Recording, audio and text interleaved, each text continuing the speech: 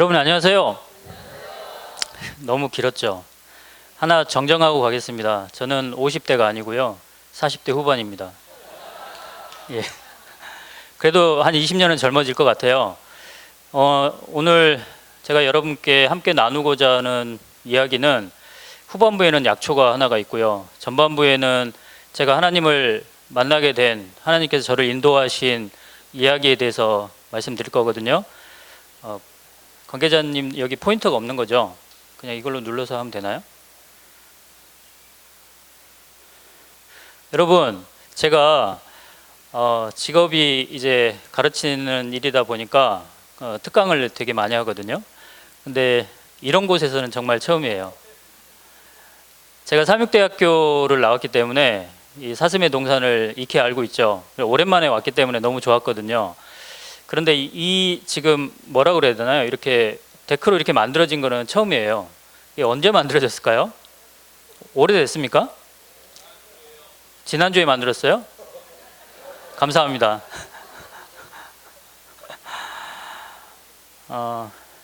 영상이 아니 우리 PPT가 뜰 때까지 제가 좀 다른 얘기 좀 하겠습니다.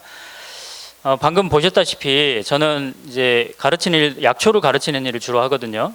그리고 그 때문에 약초에 관련된 방송에 출연을 많이 하고 있는데, 제가 주로 출연하는, 지금 현재 출연하는 방송은 SBS 모닝와이드하고 그다음에 신대동여지도라고 여러분들이 익숙하지 않을 것 같은데 일요일 날 아침에 하는 방송이 있어요. 그 방송의 MC를 맡고 있어요.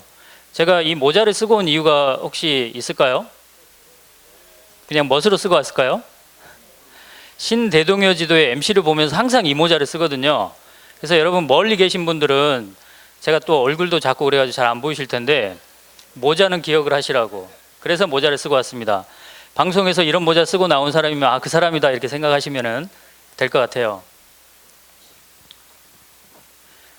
그래서 저는 이제 일주일에 한 번씩 방송 촬영을 하거든요. 근데 일요일 날, 그러니까 엊그제 일요일 날 저기 신안에 있는 무인도에 갔다 왔어요. 제가 맡은 프로는 기적의 건강 밥상이라는 프로인데요. 여러분 어떤 느낌이 드세요? 이 제목을 보고. 기적의 건강 밥상. 굉장히 크게 아팠던 사람이, 예를 들면 암이나 이렇게 크게 아팠던 사람이 회복되는 과정에서 무언가의 도움을 받았을 텐데, 그 도움 받았던 것들에 대해서 제가 알아보러 가는 그런 코너예요. 대부분 이제 음식도 있고 약초도 있고 그러는데 떴네요. 이제 이걸 보고 하겠습니다.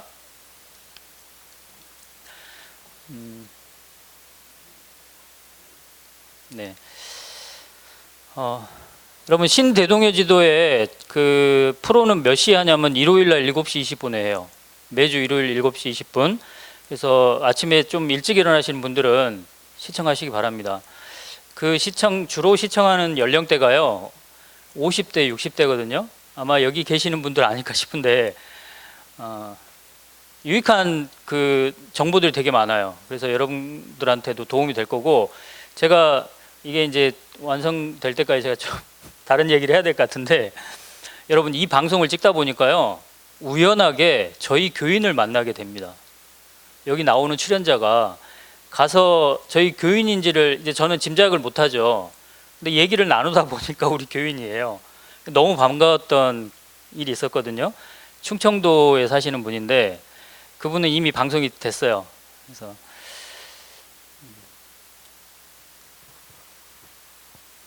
여러분 제가 30대로 보입니까? 예, 감사합니다. 이게 자꾸 늦어지니까 제가 다른 얘기 좀 할게요. 여러분 제가 저기 보니까 제 친구 목사님이 정수희 목사님 혹시 아시나요? 정수희 목사님하고 제가 하는 게 있는데 혹시 아시는 분 있으세요? 손 드셨어요. 뭘 하고 있나요? 네, CBN 코리아라고 우리 교과 방송 있죠?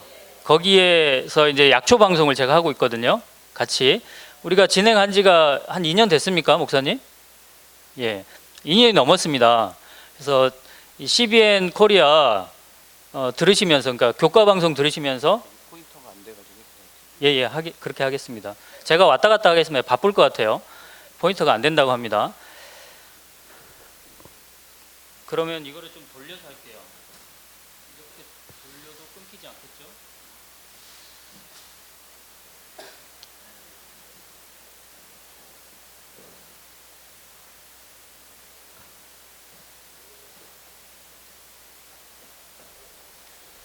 키가 이걸로 또 위에 걸로 해가지고 이거 누르시면 돼요.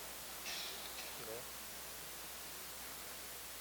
이게 앞으로 가는 거고 이게 뒤로 가는 알겠습니다. 거. 큰 버튼. 예. 자, 이거는 방금 광고를 드렸기 때문에 그냥 지나갈게요. 제가 이제 MC를 보고 있는 채널이거든요. 기적의 건강밥상이라고 돼 있죠. 이게 그렇군요. 여러분 이제 제 이야기를 좀 하겠습니다. 지금부터 드리는 이야기는 제 개인적인 이야기이긴 하지만 저의 인생에서 이제 하나님께서 그 제 인생을 인도하셨던 그런 내용을 들으시면서 여러분들 처음 하나님을 만났을 때의 그 장면도 떠올려 보셨으면 좋겠어요. 저는 전라남도 진도에서 태어났습니다. 진도 아시죠? 뭘로 유명하나요? 모세 기적으로 유명하죠. 자, 면적이 이렇게 됩니다. 해안선 길이가 한 306km 된다고 하네요. 우리나라에서 제주도, 거제도 다음에 큰 섬이거든요. 제가 세 번째 넘버 3 섬에서 태어났습니다. 대부분 이제 농업도 어업에 종사하고요. 논농사 비중이 커요. 논농사 비중이 크다는 것은 평야라는 뜻이거든요. 그렇죠? 그래서 여러분 아시는지 모르겠지만 고려시대 무신정권에 삼별초라고 아시죠? 삼별초가 거점이 여러 군데 있었어요. 그 중에 하나가 진도였거든요. 왜 그랬는지 혹시 아시는 분? 진짜가 보배 진짜거든요. 여기 진도에서는 한 해 농사를 지으면 3년은 거뜬히 먹고 산다고 그래요. 그 정도로 먹을 것이 풍부했던 곳입니다. 그래서 삼별초가 없는 동네 가면 안 되잖아요. 그래서 있는 동네에 왔다는 뜻이죠. 제가 그 있는 동네에서 태어났습니다. 자, 진도에서 가장 유명한 사람 하면 여러분이 아실 것 같은 사람을 제가 추려왔거든요. 이분이 누군지 아세요? 예, 박지원 국회의원이잖아요. 진도 출신입니다. 그리고 저는 제가 제일 유명한 줄 알았거든요. 근데 이분이 좀 여러분한테 많이 알려졌을 것 같고, 그 다음에 요즘에 새로 뜨는 사람이 있더라고요. 송가인이라고. 여러분들은 잘 모르시는 게 맞아요. 근데 요즘 저도 잘 몰라요, 사실은. 근데 난리가 났더라고요. 예, 소리꾼으로. 예. 그 다음에 제가 유명합니다. 제가 역시 넘버 3예요. 그런데 이 세 사람보다 훨씬 더 유명한 존재가 있어요, 진도에. 뭘까요? 제가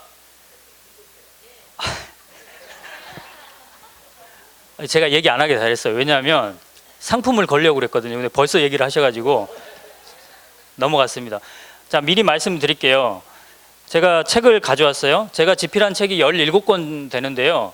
그 중에 이런 책, 약초책 조그만 걸 가져왔어요. 선물로 드리려고. 그 다음에 이거는 신간인데요. 방금 설명드렸는데 굿바이 닥터라고, 이거는 사실 여러분 입장에서는 뉴스타트라고 생각하시면 돼요. 이 책이 최근에 나왔는데 이 책을 가져왔어요. 지금처럼 미리 얘기하시면 안 되고 제가 질문을 했을 때 손 들고 답을 하시는 분한테 맞추시면 드리도록 할게요. 자, 답은 진돗개였어요. 맞추셔가지고 이거는 상품이 없습니다. 예. 자, 제가 진도에서 태어났다는 걸 증명해 드릴게요. 저 뒤에 보이는 게 진도대교입니다. 84년도인가 그때 아마 완공이 된 걸로 제가 기억을 하는데요. 저는 어렸을 때부터 총명하고 효심이 깊었고 활발하고 적극적이고 졸업할 때까지 반장과 회장을 놓치지 않았고, 네, 제가 쓰면서도 이걸 써야 되나 말아야 되나 좀 재밌으라고 제가 쓴 건데요. 여러분, 제 가운데 화살표 있는 그 밑에 있는 게 저예요. 저는 사진을 찍을 때 지금 돌이켜 보니까 항상 센터를 좋아했더라고요. 항상 중앙에 있어요, 보니까. 자, 다음 사진도 볼까요? 그는 중심을 좋아했다. 가운데 있는 사람이 저예요. 머리 이렇게 딱 까고 있는.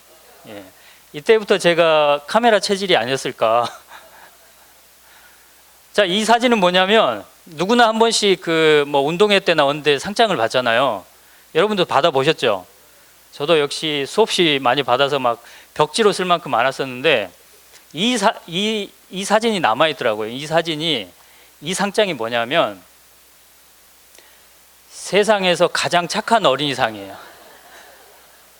정말이에요, 여러분. 제가 이거 과장한 거 아닙니다. 정말 세상에서 가장 착한 어린이를 뽑아서 주는 상이었어요. 중학교 소풍 가는 모습인데 이게 진도대교 근처거든요. 제일 오른쪽이 접니다. 키가 크죠? 이 키가 지금 키예요. 제가 살면서 원망할 수 있는 거는 키밖에 없어요. 중학교 때 다 크고 그 이후로 안 컸어요. 그래서 저희 친구들 보시면 작잖아요.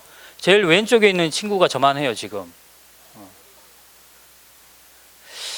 저는 이제 진도에서 출생을 하고 거기서 중학교까지 수학을 하고 당시까지는 교인이 아니었습니다. 그리고 고등학교는 광주로 이제 유학을 하게 되는데요. 광주 석산고등학교라고, 이게 자료 사진이 없어서 제가 인터넷에서 따왔습니다. 석산고등학교를 다니는데 하숙을 했어요. 근데 제 하숙집 바로 옆에 뭐가 있었냐면 호남 삼육 중고등학교가 있었어요.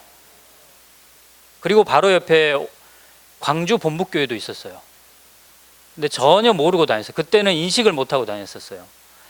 그렇게 3년이 지났습니다.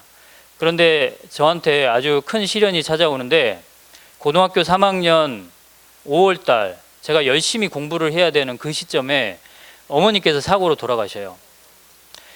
그래서 이제 아버지는 그 사고 이후에 진도에서 삶을 버리시고 서울로 올라오십니다. 그러니까 가족들이, 형제들이 다 서울에 있었거든요. 저 또한 서울로 대학을 진학해야 되는 어찌 보면은 운명을 만나게 돼요. 그래서 저는 이제 어머니가 돌아가신 후에 공부를 잘 안 했거든요. 그때까지 좀 열심히 했었는데 공부를 아예 안 해버렸어요. 이제 방황을 하게 된 거죠. 근데 이제 입학을 또 해야 되고 진학을 해야 될 시점이 돌아왔을 때 여러 대학을 찾게 되는데 여러 사람의 의견을 모아서 가장 그 과가 적은, 그러니까 숫자가 적은 과를 선택을 하라는 조언을 듣고 재활치료라는 것이 선택을 하게 됩니다. 재활치료. 그때 제 눈에 재활치료 학과가 전국에 3개밖에 없었어요. 그 중에 하나가 삼육대학인데 그 삼육대학의 재활치료학과가 처음 생겼었어요. 그러니까 제가 일기입니다. 근데 그게 눈에 들어왔어요. 그게 서울에 있거든요. 삼육대학이 서울에 있잖아요. 다른 대학은 다 지방에 있었어요. 그래서 저는 어쩔 수 없이 삼육대학을 선택하게 됩니다. 즉 삼육대학으로 오게 된 것은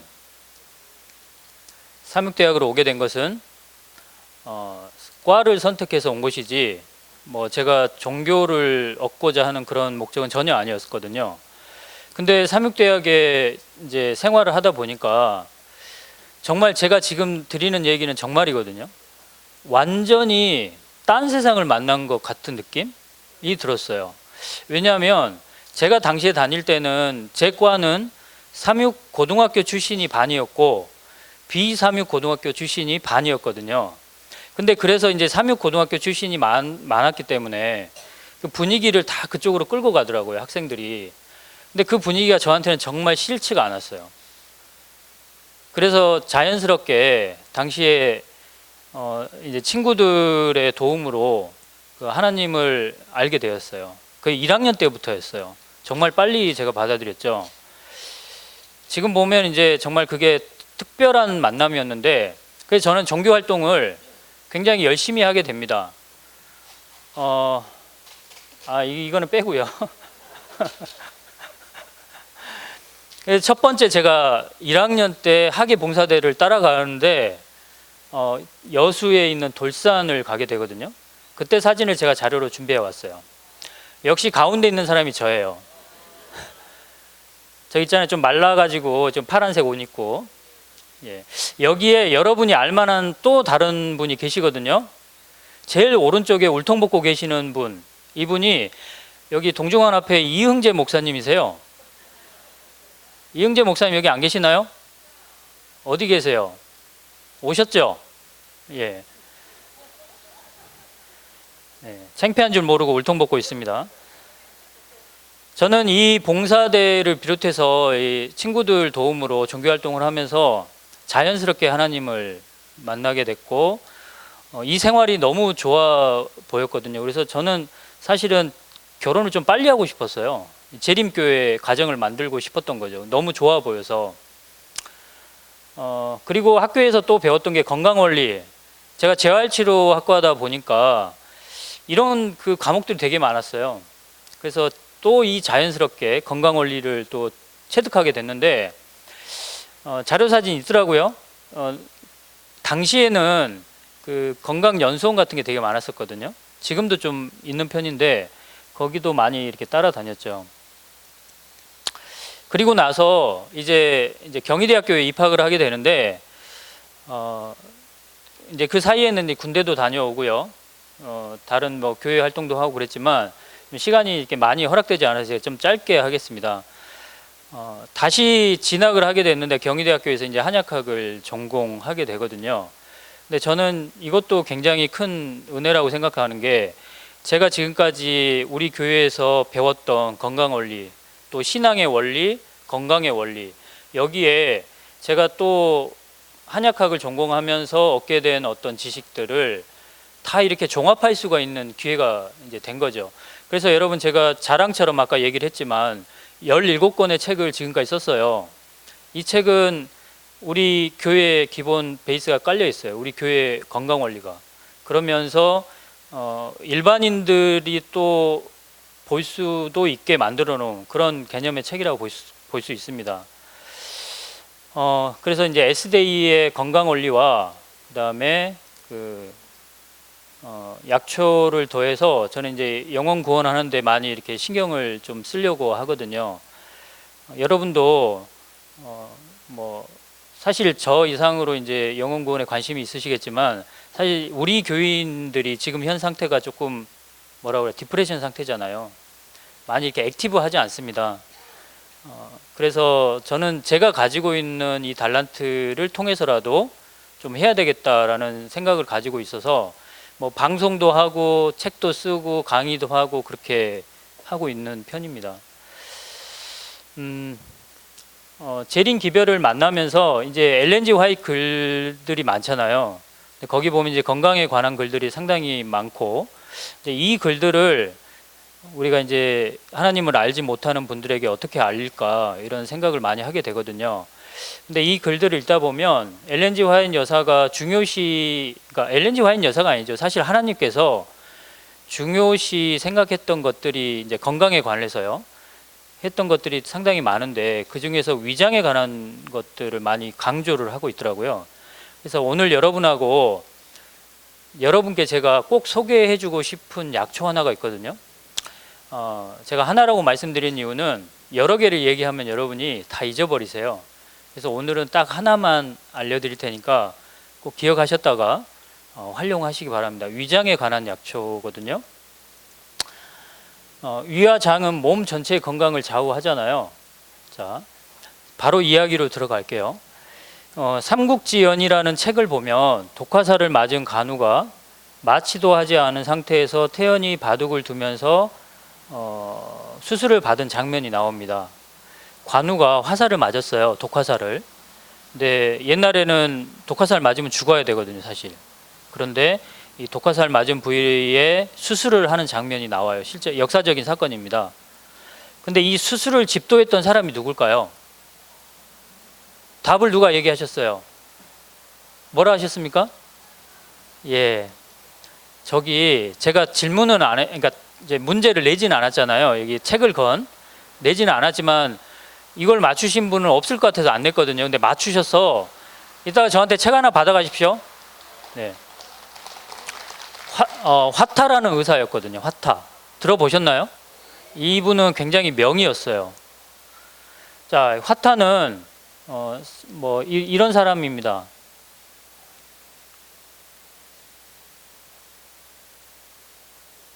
여러분, 제가 이 글을 요약해 드리면 이렇습니다. 화타는 여러분 관우가 나오는 거 보면 조조도 나와야 되잖아요.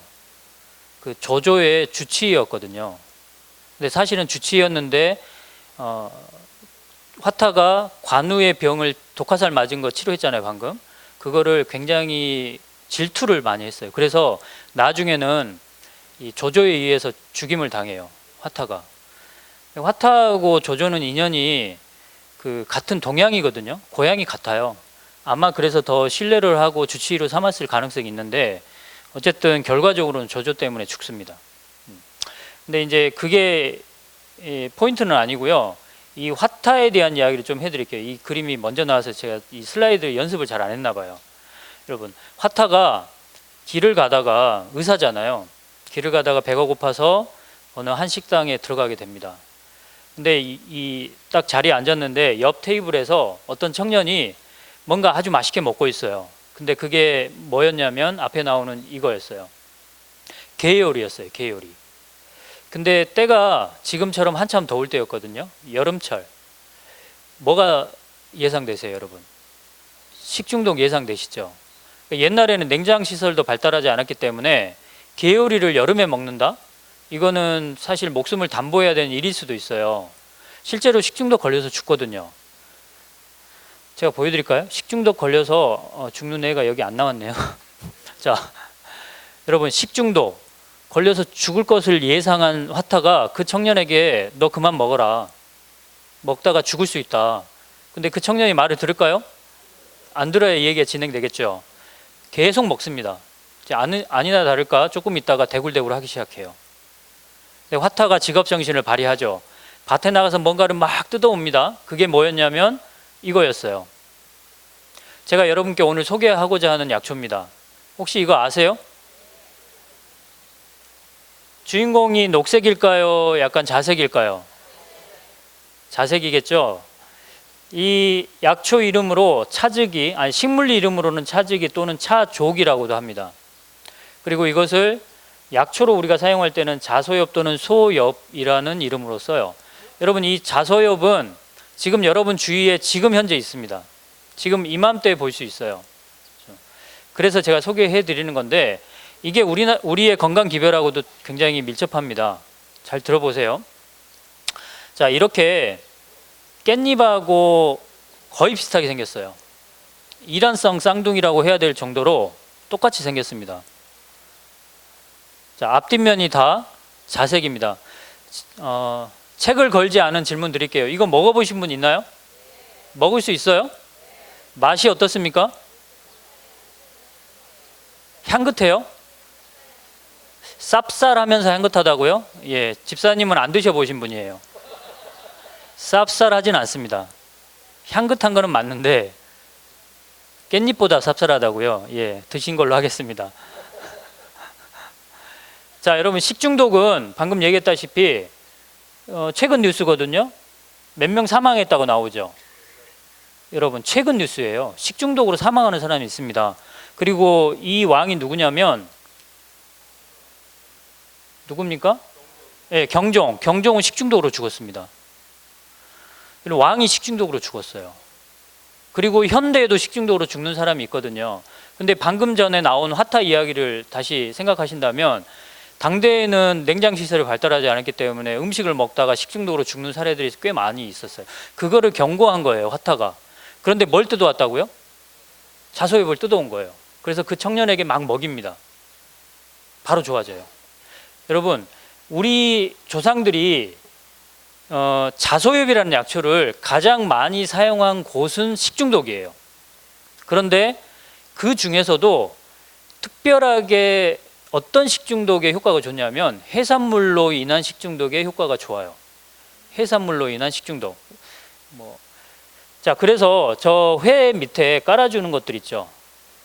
그런 것들이 여러 가지가 있어요. 근데 그 중에 지금 배우고 있는 자소엽을 깔아주는 식당을 가보신 분 손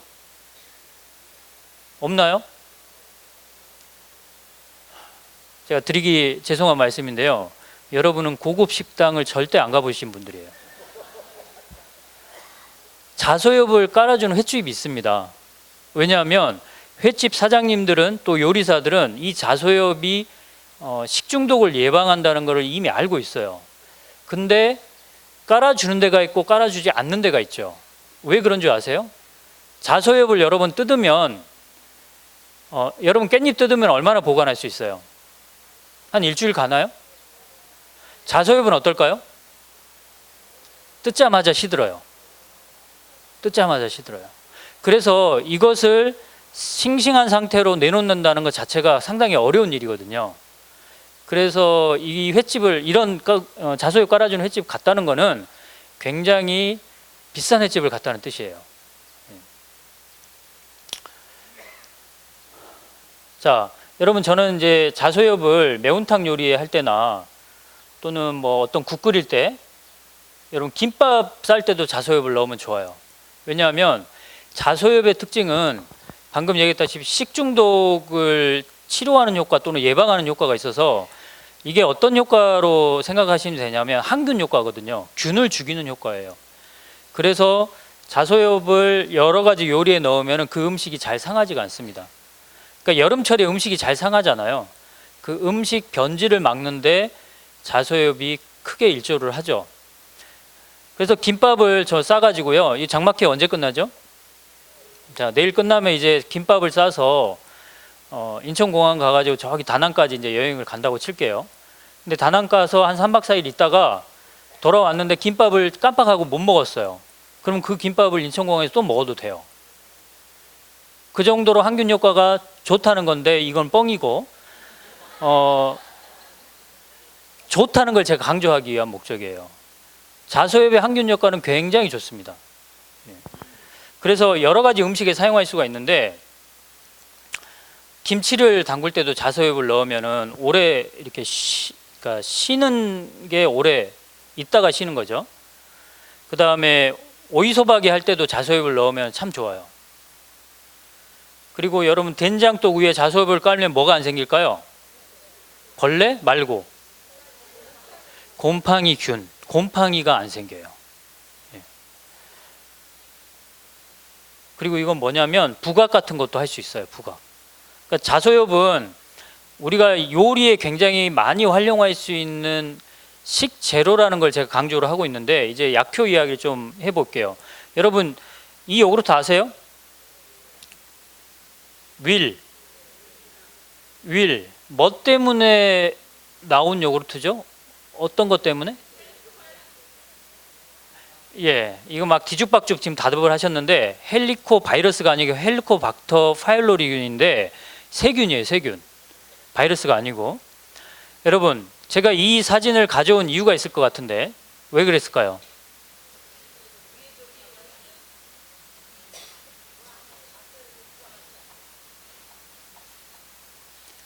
이 윌이라는 요구르트에 자소엽이 들어갑니다.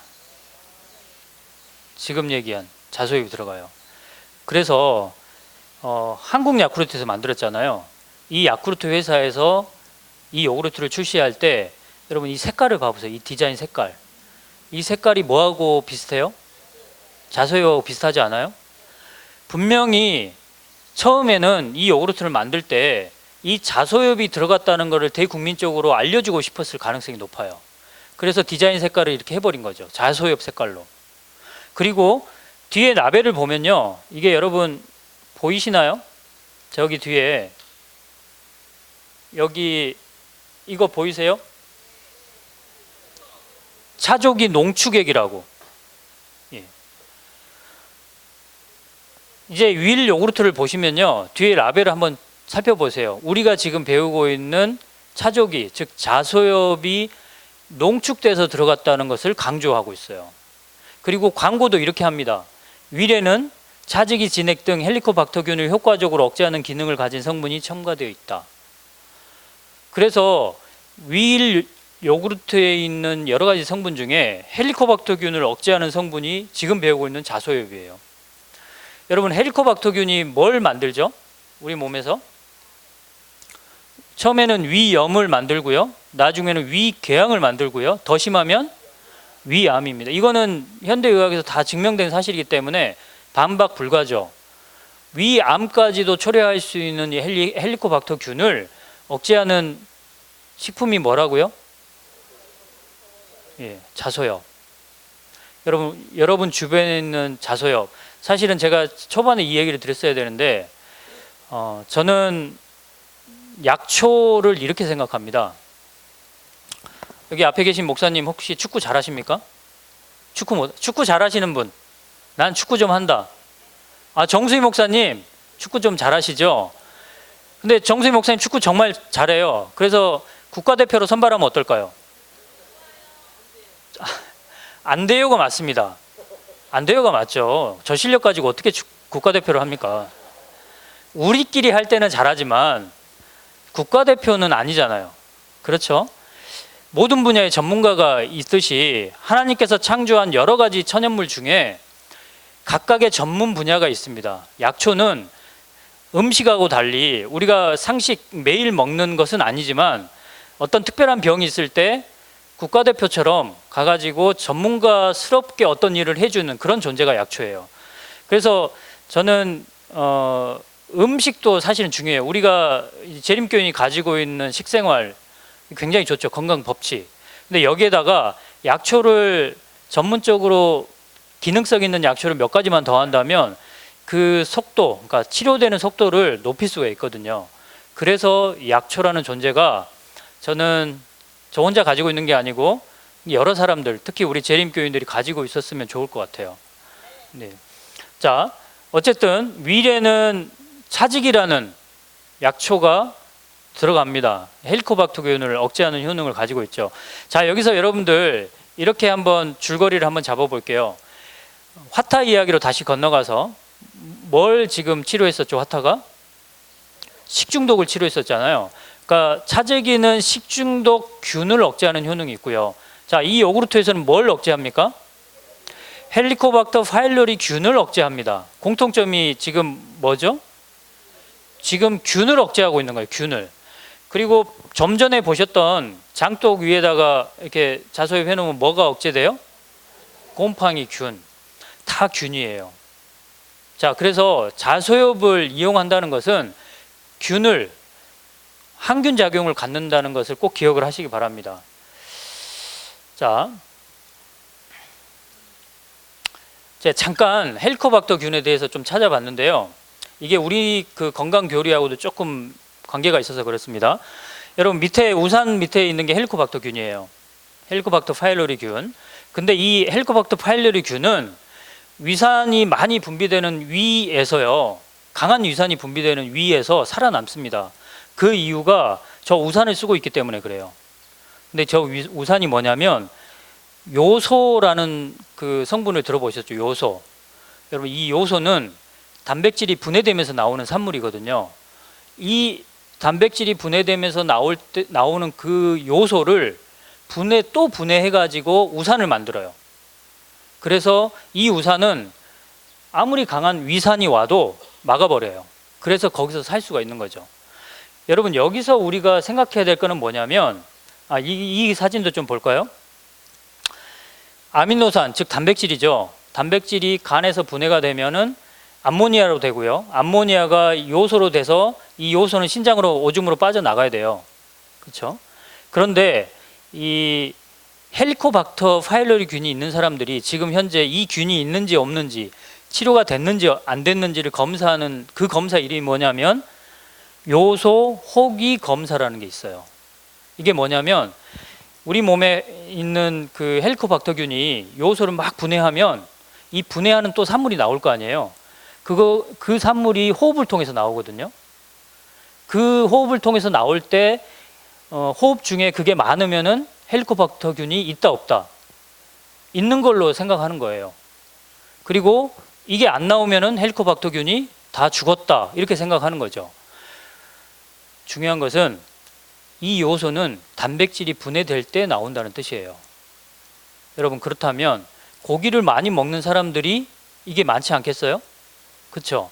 그러면은 고기를 많이 먹는 사람들이 나중에 요소가 많이 생길 거고 요소가 많이 생기면 헬리코박터균한테는 좋아요, 나빠요? 좋아요, 나빠요? 굉장히 좋죠. 왜냐하면 우산을 만들 거리들이 많이 들어오는데요. 그렇다는 얘기는 육식을 많이 하는 사람들한테 헬리코박터균이 더 많을 가능성이 매우 높아요. 그래서 하나님께서 우리한테 주신 건강 법칙을 보면 육식은 사실은 자제하는 걸로 돼 있잖아요. 근데 솔직히 말해서 우리 재림교인들 지금 육식 문화가 어떻습니까? 좀 많이 하시나요? 많이 안 하시나요? 많이 하는 분도 있는 것 같은데. 여러분, 육식을 했을 때 가지는 폐해들이 상당히 많은데 그 중에 하나가 헬리코박터균이에요. 그렇죠. 그래서 건강 기별을 좀 잘 준수하면서, 그래도 안 되는 사람들은 지금 배우는 자소엽으로 이렇게 치료를 하신다면 훨씬 더 좋겠죠. 여기서 퀴즈가 나갑니다. 이제 진짜 책을 걸겠습니다. 굿바이 닥터를 걸겠습니다. 굿바이 닥터. 자, 답을 해주시면 돼요. 여기는 좀 스피드가 필요할 거예요.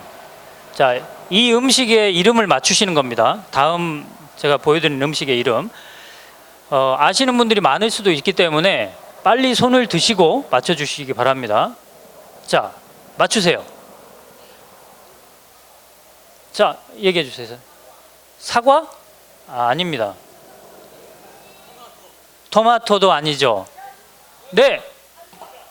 네? 천도? 복숭아.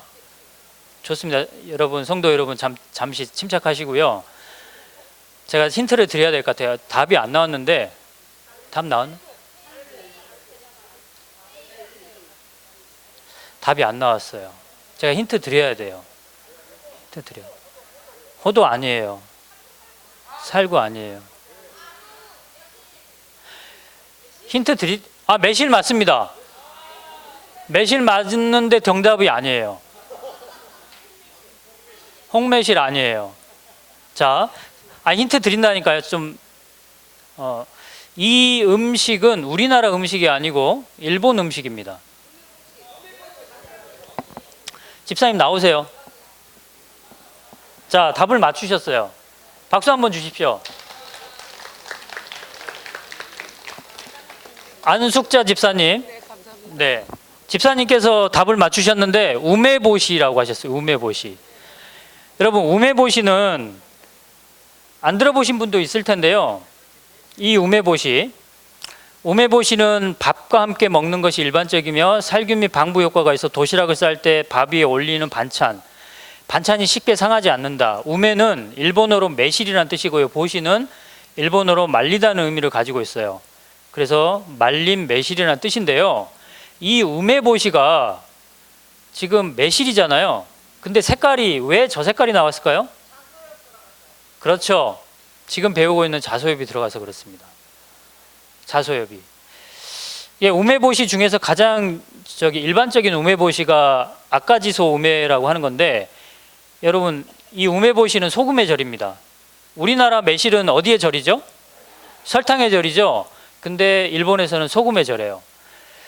자, 소금에 절인 매실에 차지기 잎의 색과 향이 스며들도록 만든 것으로 가장 일반적인 우메보시입니다. 자, 차지기 잎에는 살균 효과가 있으므로 장기 보존에 적합한 우메보시라고 할 수 있다라고 돼 있는데, 여러분, 이 설명은 반은 맞고 반은 틀린데요. 자, 여기서 여러분께 이제 하나 더 중요한 거를 얘기 드릴게요. 자소엽은 지금까지 어떤 효과가 있다고 제가 설명드렸습니까? 항균작용. 지금 여기서도 지금 항균작용을 얘기하고 있잖아요. 매실을 장을 담글 때 지금 여기다 소금장을 담궜어요. 근데 소금장을 담그면 사실은 자소엽을 넣지 않아도 오래 보존이 되죠. 그것 자체로. 여러분, 매실 우리가 하는 대로 설탕장을 담그면 상하지 않잖아요. 그것 자체로 오래 갑니다. 자소엽을 넣을 필요가 없어요. 근데 여기는 그렇게 자소엽을 그런 목적으로 넣었다고 했잖아요. 자, 이제부터 잘 들으셔야 돼요. 자소엽의 두 번째 효능이 뭐냐면 소화를 촉진하는 효능이 있어요. 소화를 촉진하는 효능. 그래서 일본 사람들한테 우메보시란 이런 질문을 던지면 그들은 뭐라고 얘기하냐면 한국 사람에게 무슨 존재와 같다? 김치하고 같다고 얘기를 해요. 그러니까 꼭 있어야 될 밑반찬인데 우리나라 김치도 고춧가루에 이렇게 막 담그는 이유가 소화를 촉진하는 목적이 있거든요. 근데 우메보시도 마찬가지인데 여기에 자소엽이 들어간 이유는 항균 효과를 노리기 위한 목적보다는 소화를 촉진하기 위한 목적이 매우 강해요. 여러분들은 매실장아찌 또는 매실청을 왜 드시죠? 언제? 소화 안 될 때 드시죠. 그렇죠? 매실이 그런 효과가 있잖아요. 그런데 여기에 자소엽을 넣으면 그 효과가 훨씬 더 강해져요. 자, 좋은 점이 두 가지가 나왔는데 자소엽은 항균 효과가 있기 때문에 균을 못 살게 만든다. 특히 위에 있는 무슨 균을 못 살게 만들어요? 헬리코박터 파일로리균을 못 살게 만들어요. 그래서 위장 건강을 그 자체로 지켜줄 수가 있거든요. 그런데 또 뭐까지 해줘요? 소화를 잘 지켜줘요. 여러분 우리가 적극 활용해야 되지 않겠습니까? 그렇죠. 지금까지 여러분들한테 자소엽이란 그냥 어찌 보면 들풀로 여겼을 수도 있고요. 이걸 모르는 사람들은 못 먹는 것으로 여기기도 하거든요. 그런데 전 세계에서 이 자소엽은 효과가 입증되고 있고요. 특히 일본이나 우리나라 또는 중국에서는 음식으로도 많이 활용되었던, 그러니까 우리한테는 좀 잊혀진 음식이죠. 어떻게 보면. 그래서 여러분들한테 다시 이 얘기를 말씀드리면서 살려내실 것을, 이 음식으로 살려내실 것을 제가 강조하고 싶고, 이것을 통해서 또 전도할 수 있는 거리가 만들어졌으면 좋을 것 같아요. 아, 이거 이렇게 해놨군요. 여러분 매실청 어떻게 담죠? 설탕에다 이렇게 담잖아요. 그렇죠? 여기다가 자소엽을 넣으면은 어떻게 될까요? 자, 일본에서 우메보시를 만드는 것처럼 우리나라 매실청을 담글 때 자소엽을 넣으면은 여러분 지금 이 얘기는 이제 청기누설에 가까운 이야기인데요. 왜냐하면 매실청을 담글 때 자소엽을 넣는 사람은 없습니다. 지금 인터넷 아무리 뒤져봐도 없어요. 하는 사람이 없어요. 제가 여러분께만 알려드리는 건데요. 자소엽을 여기 매실청에 넣잖아요. 색깔이 어떤 색깔이 나오냐면 방금 전에 보셨던 우메보시 색깔이 나와요. 어마어마하게 예쁜 색깔이 나와요. 그래서 올해 매실청 담그시면 손 들어보세요. 많이 담으셨네. 이제 주변에 있는 자소엽을 이제 찾아 나서기 바랍니다. 지금 찾아가지고 살짝 뚜껑 열고 넣으세요. 그러면은 조금 있으면 정말 예쁜 매실청이 나옵니다. 정말 예뻐요, 색깔이. 자, 그러면서 색깔만 예쁜 게 아니고 어떤 효과가 더해진 거죠? 소화를 촉진하는, 원래 매실청의 효과가 소화 촉진하는 건데 그 효과가 훨씬 더 강해집니다. 색깔도 예쁘고. 아주 좋은 정보예요, 이거. 그렇죠? 자, 제가 이거 얘기하기 전에 여러분께 또 다른 아이템을 하나 가져왔는데요. 제가 양념통에다 담아온 게 뭘까요? 자소엽 분말이에요. 자소엽은 방금 전에도 제가 얘기를 드렸었는데 제가 시간을 좀 보겠습니다. 지금 몇 시죠? 예, 시간은 충분하군요. 자소엽의 가장 큰 단점이 뭐냐면 뜯자마자 어떻게 된다고요? 시들어요. 그래서 여러분 이마트에서 자소엽을 유통되는 걸 보셨나요? 이마트에서 유통돼요? 어디 이마트입니까? 보셨어요? 아닐 텐데. 자소엽은 뜯자마자 시들기 때문에 유통이 잘 안 됩니다. 예. 자, 그래서 우리는 어떻게 활용을 해야 되냐면 아예 바로 말려버리는 게 좋아요. 바로. 왜냐하면 싱싱한 거를 사용할 수 있는 기회가 우리가 어디 놀러 가가지고 바로 옆에 있으면 사용할 수 있는데 그렇지 않으면 싱싱한 걸 사용할 수가 없어요. 그래서 뜯자마자 바로 말리시기 바래요. 말려서 저처럼 이렇게 분말을 합니다. 어떻게 활용하면 좋을까요? 여러분 음식에 이렇게 넣으시면 돼요. 향신료나 조미료 넣듯이 조금씩 넣으시면 되는데 제가 여기 오기 전에 여러 사람한테 실험을 해봤거든요. 이거 맛이 어떤가? 여러분 제가 이걸 놓고 갈 테니까 일단 식사하실 때 조금씩 이렇게 넣어서 드세요. 이 향을 맡고 싶으시면 오늘 점심 메뉴가 혹시 뭔지 아시는 분? 모르시나요? 어떤 메뉴가 됐든지 좀 뿌리세요. 거기다가 뿌려가지고 이 향을 한번 맡아보세요. 이 자소엽이 가지고 있는 특유의 향이 있거든요. 이 향도 맡아보시고 이걸 넣으면 무슨 효과가 나타난다고요? 내 몸속에 있는 뭐가 죽어요? 헤리코박터균이 죽고요. 또 뭐가 좋아져요? 소화작용이 되게 좋아져요. 여러분, 우리 그 엘렌지 화인 여사를 통해서 하나님께서 우리들한테 위장 상태를 보존을 잘해라 여러 가지 루트를 통해서 얘기를 하셨거든요. 근데 과식을 하지 말라, 저녁 늦게 먹지 말라, 또는 간식을 하지 말라, 이런 게 위장 건강을 지키는 여러 아주 기본적인 방법인데 나이가 들면 그게 안 되는 경우들이 있어요. 왜냐하면 나이가 들면 모든 기능이 약해지죠. 근육도 약해지고 눈도 약해지고 다 약해지잖아요. 위장 기능도 약해집니다. 그러니까 내가 아무리 조절을 잘한다 해도 특히나 또 내가 원래부터 위장이 약하게 태어났다면 잘 안 될 수가 있어요. 그게. 그럴 때는 하나님께서 주신 천연물 중에 이 자소엽을 응용하시는 것도 큰 도움이 됩니다. 예. 자, 가려법은 기별에 가려법은 기별 7장, 가려법은 기별 2권의 7장 의약품의 활용법에 몇 가지 제가 글을 따왔는데요. 주님께서는 때를 따라 큰 효과를 주는 들의 단순한 약초들을 주셨다. 방금 말씀드렸다시피 건강 법칙을 준수해도 안 되는 분들이 있거든요. 그런 분들한테는 하나님께서 허락하신 약초들이 있습니다. 뭐 허리 아플 때 쓰면 좋은 약초도 있고, 무릎 아플 때, 어깨 아플 때, 위장이 안 좋을 때, 이런 약초들을 우리가 알기만 한다면 음식에도 적용하셔도 되고, 그냥 음식이 아닌 그냥 달여서 드셔도 되고. 자, 다음 글을 좀 볼까요? 하나님께서는 인간이 사용할 수 있는 약초들이 땅에서 자라도록 하셨으며, 만약 우리들이 뿌리들이나, 그러니까 그 약초의 뿌리겠죠, 뿌리들이나 풀들의 특성을 이해하고 올바로 사용하기만 한다면 의사를 자주 찾아갈 필요가 없을 것이다. 의사 찾아가지 말라는 뜻이 아니고 그 빈도수를 많이 줄일 수 있다는 뜻입니다. 사람들은 오늘날 누리고 있는 것보다 더 좋은 건강 상태를 유지할 수 있을 것이다.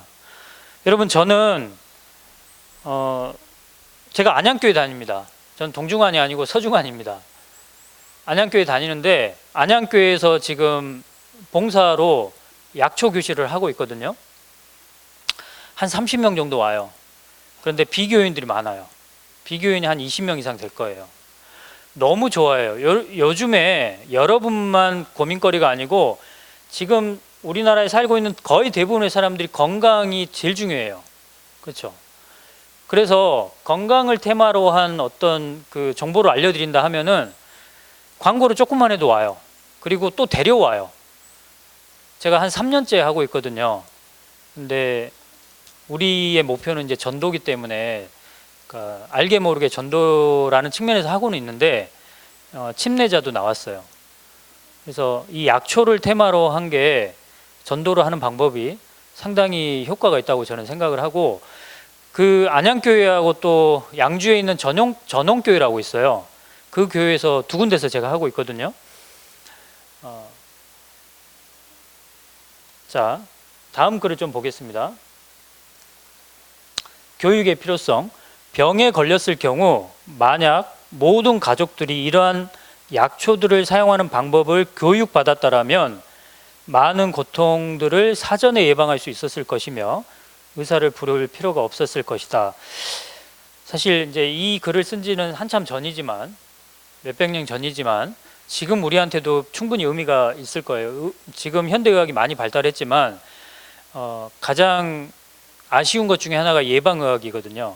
예방의학은 노력은 하고 있어요. 사실 현대의학에서 노력은 하고 있는데 우리나라 사람들은 아팠을 때 병원에 가지 아프기 전에는 뭐 조치를 잘 안 하거든요. 그런 의미에 있어서 약초를 알아둔다면은 예방적인 차원에서도 상당히 도움이 될 것으로 봅니다. 자, 현대의학과 함께 해야 할 약초라고 해가지고 해롭지 않은 약초들이 있는데 그 약초들을 사용함으로써 현저하게 심각한 많은 난치병들을 이겨내게 할 것이다. 제가 MC를 보고 있는 프로에서는 사실은 현대의학에서 버림받은 사람들이 자주 등장을 하거든요. 지난주에 방송된 사람은 이런 스토리를 가지고 있어요. 지역 신문사를 하고 있었는데 남편하고 둘이 이렇게 하고 있거든요. 지역 신문사를 하고 있기 때문에 대인 관계가 굉장히 중요해서 술자리나 이런 것들도 많고 스트레스를 굉장히 많이 받았어요. 그래서 걸린 병이 뭐냐면 단순포진. 우리 입 주위에 나는 단순포진 있잖아요. 근데 이게 여기만 난 게 아니고 온 몸에 났어요. 그래서 이 겨드랑이, 목, 뭐 접히는 부분은 다 그게 이제 발생을 한 거죠. 그래서 대학병원에 갔습니다. 근데 대학병원에서 이게 바이러스 질환이기 때문에 항바이러스제를 투여를 했어요. 강도가 아주 높게 투여를 했어요. 근데 낫지를 않아요. 그래서 그 병원 의사가 포기 선언을 했습니다. 더 이상 안 되겠다. 여기서 더 강하게 쓰면은 이게 위험하기 때문에 나는 포기를 하겠다 하고 돌려보내 버렸어요. 그리고 그분은 이제 한의원이나 이런 것도 의지를 했었는데 치료가 안 된 거예요. 그래서 본인이 스스로 살 길을 찾은 겁니다. 어떤 걸 찾았냐면, 어떤 게 효과가 있었냐면, 지금 여러분 밭에 아주 많은 것 중에 하나가 새비름이라고 있어요. 여러분 새비름 골칫덩어리죠. 예. 그 새비름으로 나왔어요, 그 병이. 정말 제 생각에는요, 하나님께서 사람에게 정말 필요한 것은 아주 가까이 두셨다는 얘기를 많이 듣죠. 그게 뭐죠? 공기도 있고요, 물도 있고요, 또 햇빛도 있고, 꼭 있어야 될 것들은 너무 가까이 두셨잖아요. 여러분 새비름 가까이 있습니까? 여러분 새비름은 우리 조상들한테 어떤 약이었냐면 이질을 치료하는 약이었어요. 이질. 여러분 들어보셨나요? 이질에 걸리면요, 옛날 사람들은 그 마을이 쑥대밭이 됩니다. 전염병이에요. 다 죽어요. 근데 그 이질을 치료하는 약초가 밭에 있어요. 바로 내 집 앞에 있어요. 마당에 있어요. 하나님께서는 생명에 꼭 필요한 약초들은, 음식들은, 어떤 요소들은 여러분 주위에 있습니다. 여러분 주위에 가장 중요한 사람들이 여러분 배우자, 자녀, 목사님, 성도들, 중요한 분들 항상 옆에 있잖아요. 그런 것처럼 아주 중요한 것들은 바로 내 옆에. 그래서 저는 신만이들이 산삼캐로 가면은 좀 사실은 좀 그거 몇 불이 안 되는 거 먹어봤자 별 효과가 없거든요. 우리 주위에 있는 것에 눈을 들여야 됩니다. 그렇죠? 자, 다음 글을 좀 볼까요? 애당초 우리 모든 위생병원에서 모든 약물들을 처음부터 제거해 버리고 깨끗한 물, 맑은 공기, 일광 및 들에서 자라는 몇 가지 단순한 약초들을 사용했더라면 더욱 좋았을 것이다. 희망사항이죠. 희망사항입니다. 지금으로서는 희망사항입니다. 물론 이거는 약간 과격한 표현일 수도 있습니다. 어떻게 보면 완전히 현대의학을 무시하자는 뜻은 아니죠. 사실 교통사고 당해서 뼈 부러지고 출혈이 심한데 약초로 하고 있으면 되겠습니까? 안 되죠. 지금 현대 상황에 맞지는 않습니다. 반드시 치료해야 될 병들은 병원에 가셔야 돼요. 하지만 만성질환들, 잘 치료가 안 되는 질환들은 하나님께서 우리한테 주시는 건강 법칙 플러스 주신 약초들 활용하신다면 내 건강 지켜줄 수 있고 주위에 이제 전도할 때도 큰 도움이 될 거라고 저는 생각을 합니다. 자, 여러분, 제가 사실은 시간이 좀 많지가 않아서 좀 두서없이 얘기한 부분도 있습니다. 좀 이해를 해주시고요. 제 얘기는 여기까지 마치겠는데요. 혹시 오늘 자소엽에 대해서 제가 얘기를 했잖아요. 이거에 대해서 궁금한 점이 있으십니까? 네. 저기 성도님, 정말 제가 얘기를 안 하려고 했던 부분인데 질문을 하셨기 때문에 이것도 굉장히 중요하거든요. 자소엽 씨앗 있죠? 이 씨앗은 들깨 씨앗하고 거의 비슷해요. 이 식물이 자라는 게 들깨하고 거의 비슷하거든요. 그 씨앗을 우리 조상들은 약으로 또 많이 썼습니다. 그 씨앗을. 근데 어디에 효과가 좋냐면 천식에 좋아요. 그러니까 여러분 주변에 천식 있는 사람이라면 그 씨앗을 체종에다가 드리면 되는데, 제가 실험 정신이 매우 강한 사람이거든요. 그래서 그 씨앗을 어떻게 해봤냐면 기름을 짰습니다. 기름을 짜면은 맛이 좋은 편이에요. 우리가 먹기에 전혀 거부감이 없어요. 어느 정도냐면, 제가 자소엽에서 씨앗에서 기름을 짜가지고 실험을 해보기 위해서 이제 비빔밥에다 이렇게 넣었거든요. 비빔밥에 넣고 이렇게 막 비벼놓고 잠시 잠깐 자리를 비운 사이에 제 아들이 다 먹어버렸어요. 이게 무슨 의미죠? 어린 아이들도 먹는데 지장이 없을 정도의 맛이다는 뜻이죠. 근데 더 좋은 거는 뭐냐면, 자소엽 씨앗에서 기름이 나오는 양이 많아요. 양이 굉장히 많이 나와요. 그래서 여러분들 자소엽을 농사를 지으실 거라면, 자소엽 농사 우리나라에서 혹시 농사 지을까요? 안 지을까요? 그러니까 상업적으로 농사를 짓는 분이 있을까요? 있습니다. 왜냐하면은 자소엽이 우리한테 들어오는 게 국산이 많이 들어오거든요. 제주도 같은 데서 재배를 많이 하는 것 같아요. 그러면은 2% 많이 팔 거예요, 그분들은. 근데 씨앗도 나중에 채종하셔가지고 기름을 짜시면은 천식 있는 사람한테는 굉장히 좋은. 예, 살짝 볶아서, 그러니까 많이 볶지 마시고, 볶아야 기름이 많이 나온다면서요. 근데 저는 이제 약간만 볶고 짰는데도 많이 나오더라고요. 네? 씨앗이 어디 있냐고요? 네, 곤란한 질문이 들어오면 안 됩니다. 씨앗이 어디 있냐고, 어디서 사냐고는 씨앗 가게를 가셔야겠죠. 여러분 자소엽을 주변에서 만난다면 그거 한 뿌리 캐오세요. 뿌리가 깊지 않기 때문에 그냥 삽으로 뜨면 되거든요. 캐와서 여러분 주변에 살짝 얹어 놓으면 이게 번식력이 너무 좋아요. 내년에는 이렇게 샥 퍼질 거예요. 그렇게 번식하는 방법도 좋습니다. 아니요, 안 맞는 사람 거의 없어요, 자소엽은.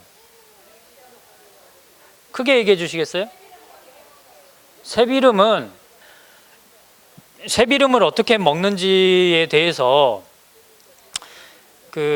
지금 여러분 네이버에다가 신대동여지도를 검색을 하면 지난 방송들이 쭉 나와요. 무료로 볼 수 있는 방송들이 나오는데, 거기에 새비름을 먹는 방법들, 이 사례자가 먹었던 방법들이 몇 가지가 있거든요.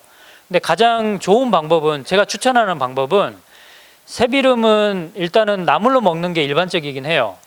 근데 생것을 나물로 먹어보신 분 있나요? 생채를. 맛이 어때요, 여러분? 약간 미끄덩하면서 조금 먹기에 좀 거북한 그런 경향이 있거든요. 그래서 맛있게 해 먹으면 그렇게 먹어도 괜찮은데, 묵나물을 하시는 걸 추천합니다. 일단 새비름을 고사리처럼 말려버리세요.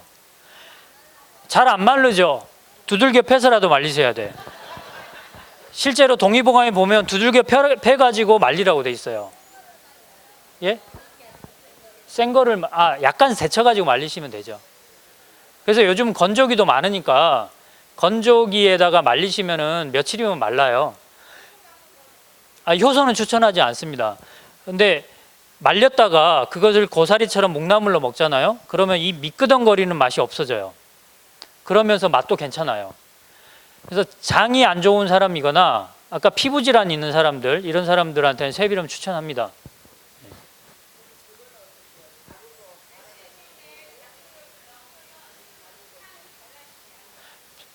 손은 집사님이 드셨고 말씀은 집사님이 하셔가지고, 예, 하세요, 집사님.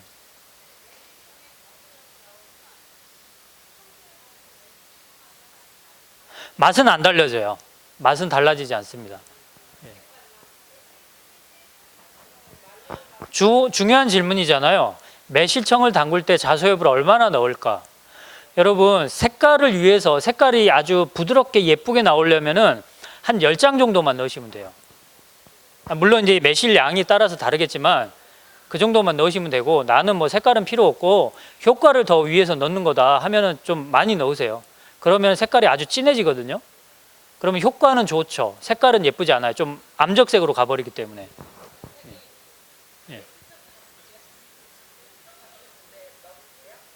매시청 담을 때 자소염 넣어도 되냐고요? 예? 아, 제가 그 얘기를 했잖아요. 이미 여러분 매시청 담았잖아요. 지금 뚜껑 열고 넣으시라고요. 예. 나중에 넣어도 돼요. 나중에. 네. 아, 이 분말은 자소엽은 큰 부작용이 없어서 분말은 적당량 드시는 게 좋아요. 적당량으로 생각하시면 돼. 음식 하실 때 몇 번 해보시면은 이게 향기가 있기 때문에 너무 많이 넣어도 좀 맛이 좀 이상하거든요. 적당량 넣으시면 돼요. 네. 집사님 질문하세요. 몇 년 전에 담궜던 거 다 끄집어내고요. 거기다 자소염 넣으셔도 돼요. 예. 예, 그렇게 하셔도 돼요.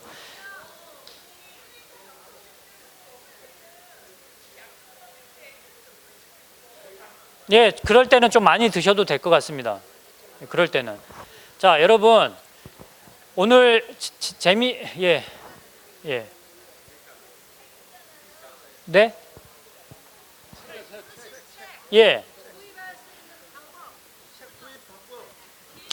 여러분, 제가 쓴 책들은 다 교보문고에서 판매가 되고 있거든요. 교보문고에서 사셔도 되는데 특별히 동중원 앞에 서예에서 사시면 되는 게 다 들어가 있지는 않고요. 이 조그만 책은 들어가 있습니다. 동중원 앞에 서예 이 조그만 책은 들어가 있고요. 굿바이 닥터는 아직 안 들어가 있는데 원하시면은 제가 동중원 앞에 드리도록 할게요. 예. 교보문고에서 제가 쓴 책들을 찾기가 어렵다 하면 제 이름으로 검색하면 제 책이 쭉 나와요. 예.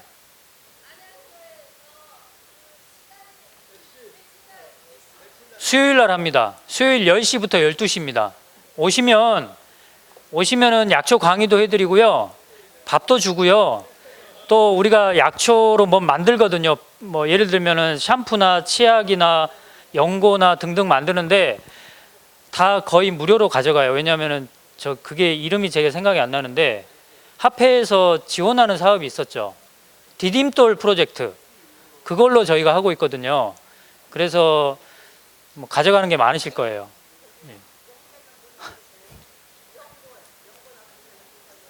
자, 일단 그 질문은 사양하고요. 자, 제 강의는 여기서 마칠게요. 여러분, 장막회 끝날 때까지 즐거운 시간들과 의미 있는 시간들 보내시기를 저도 기도하겠습니다. 저는 오늘 여기에 그 정수희 목사님하고 그 CBN 코리아 녹음을 할 거거든요. 조금 여기 앉아 있을 때, 여기에 좀 머물 거니까 여러분들 혹시 궁금한 점 있으시면은 정수희 목사님 있는 대로 오시면 될 것 같아요. 여러분 감사합니다.